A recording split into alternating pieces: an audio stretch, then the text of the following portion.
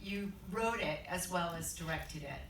So I guess we'll start with how you came up with the idea, and is some of this you in the film? Did you have these kind of mixed feelings in high school? Did you? Because it's such a tough time, high school. In high school? Yeah. They haven't stopped. No, they haven't actually. But recently. Yeah, no, it's not autobiographical in the sense that this exact thing happened to me, but it's all true. The feelings and the conflicts and the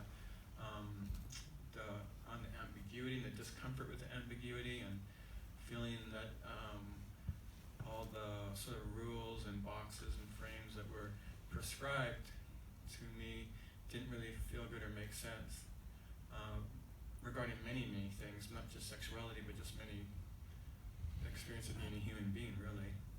So yeah. It's such an important film that you've written, and I have a 16-year-old and hang out with a lot of 16-year-olds consequently, so yes you do.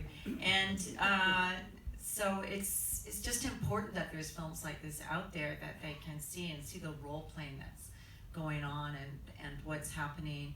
So once you wrote it, what were the next stages to get the financing? And let's just go into how it came to be.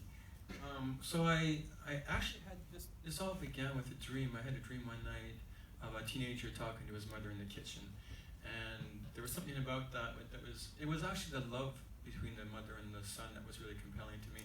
And I always knew I wanted to make a film about that was stemmed in the idea of the love of childhood best friends, because I think that's a very powerful, kind of pure, beautiful love, and sort of then I wanted to see what would happen when these best friends became young adults, and that love became more complicated and challenged, and as their identities started to change and form in different ways.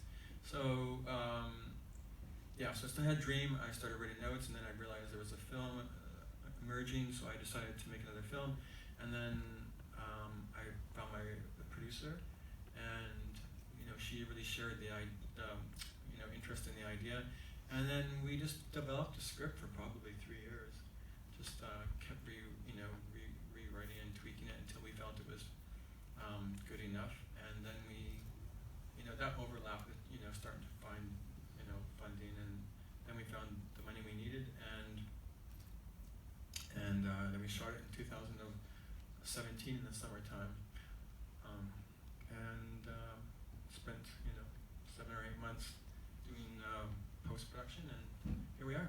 Tell me about the casting, because Kyle MacLachlan, who we don't see enough of, I've always been a huge fan of, is just great, and almost like if you could have a dad, that your wish list of dads, that he would be up there, and especially that end scene, his compassion for his son is great, and Maria Bello is so fantastic too. So tell me about the casting, and the kids are brilliant. My producer, whose name is Alison Black, she had worked with Josh, who plays Frankie, in another film that she and her husband shot before this one, and she just raved about Josh, and she was great. I had to meet him, and she was right. I met him, and he's a lovely person, and he's a very good actor. So we offered him the role, and then we did auditions for everybody else, and we found them all. Actually, they all stood up from the very beginning, but then we just kept searching around to make sure we had the right people, and we got those kids, and then Maria and Kyle. That was a bit late in the process. They just read the script, and both of them thought it was a really worthwhile project, and so we had some quick chats with them. But they came on board pretty quick. They were pretty enthusiastic to be part of it, even though they had small roles, and it was pretty inconvenient for them, and they didn't get paid as much as they usually get paid. So they really it was a passion project for them. It's so great having